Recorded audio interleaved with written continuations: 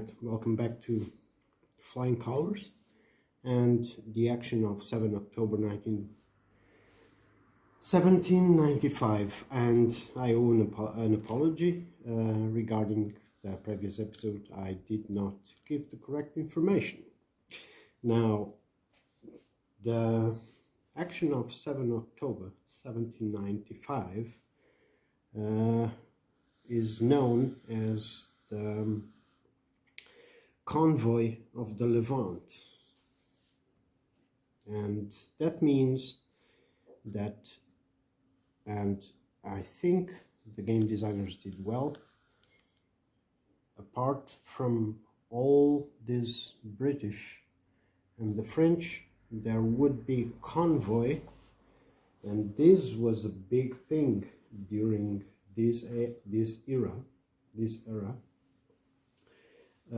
There was a convoy of 30 plus merchant ships, which was, and that's where it came. Like, man, this is weird, and it was the Richery finest hour, I would say. Well, he actually, I think it passed away in 1799, and I'm sure if I said the date incorrectly, someone might correct me. So while he had a very distinguished career during the American War of Independence, or American Revolution War, however you want to call it,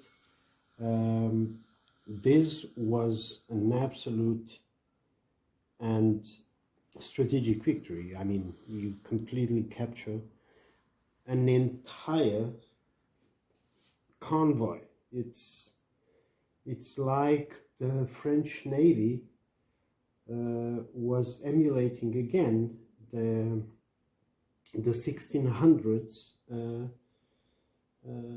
raids against English shipping.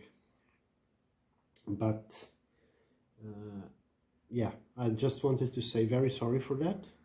And second thing, this encounter was not in the English Channel, and that was inexcusable. But yeah, having this action of 7 October, action of 28 June, yeah, I knew it as the Convoy of the Levant, and when I went to double check the history behind it, especially regarding Thomas Taylor, Admiral, and the Richery, Rear Admiral. Actually, Thomas Taylor was a commander and not an admiral, by the way, and that's where, whoa, wait, this is the 11th convoy battle. Yeah, so very sorry for that. Thomas Taylor was not a very notable one, but his letters to the Admiralty after the engagement are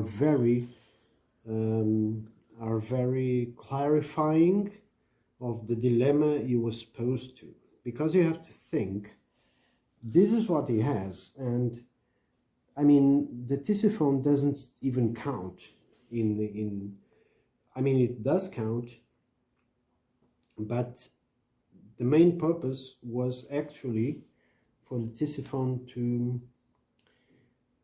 to tow the censor in battle, which she couldn't really do, and nor could the Lutine, because the firepower that the French brought to bear, and the English at the beginning, and this is where naval combat is extraordinary, and I love it so much.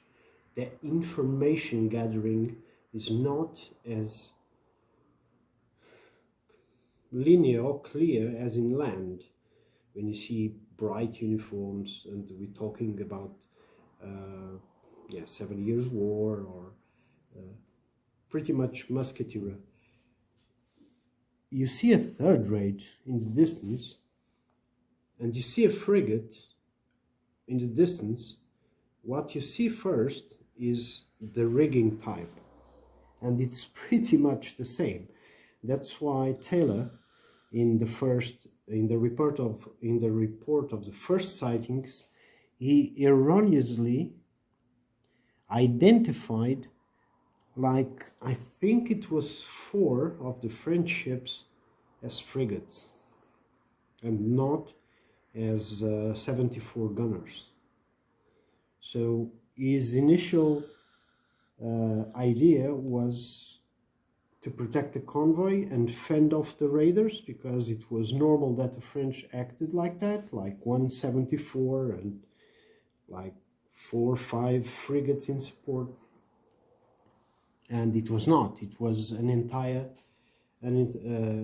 squadron.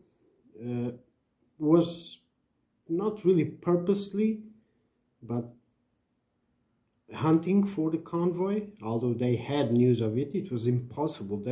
There was spies in every port. So even though the information traveled, well, not at the speed of the information age or radio age, there was spies in every port. Of course, the enemies of England knew that the convoy was en route.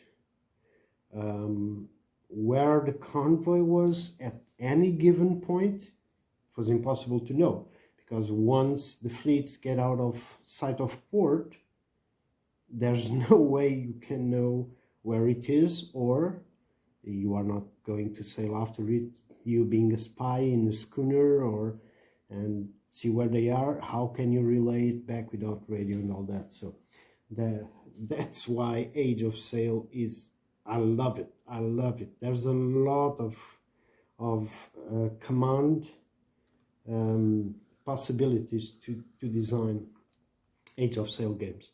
I like Flying Colors, mostly because of it's dedicated and focused on fleet engagement and not ship to ship, so it gives an opportunity to model these big engagements. For smaller engagements, I like more maybe miniature games like Oak and Iron, for example, and it's passed on the 1600s, which is a very, very scarce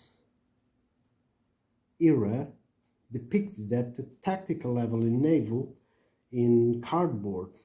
In miniatures there's a few, but in cardboard, man, it's hard to find. I got from Vivictis, Battle of the Downs, yeah, 1600s, but there's very, very few. So the video was only to say that I was sorry for the bad information, and to always double check the sources. If you only want the game just for the game, I mean, a playbook is enough, but always chase more information. And in this, I was really the sole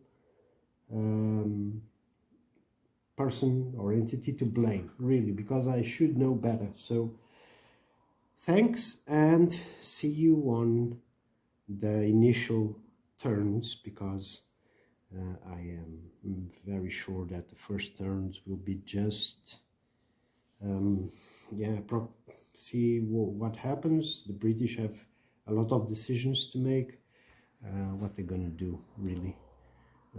They have big problems. Another thing that I would like to address is there's really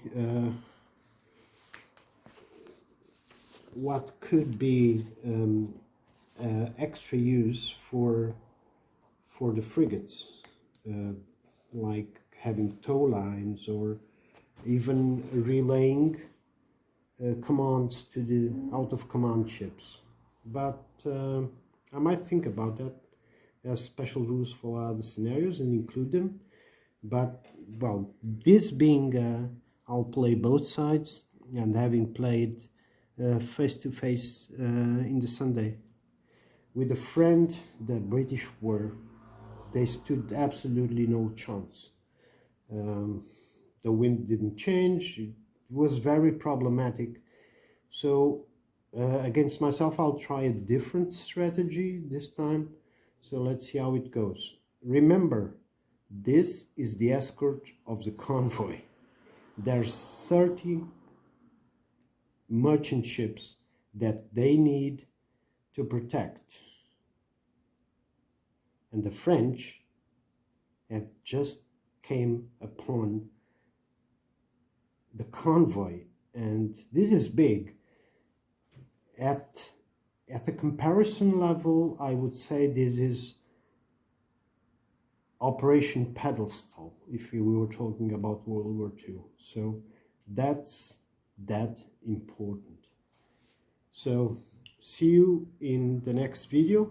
This was just I am very sorry for wrong information video. So cheers and see you very soon.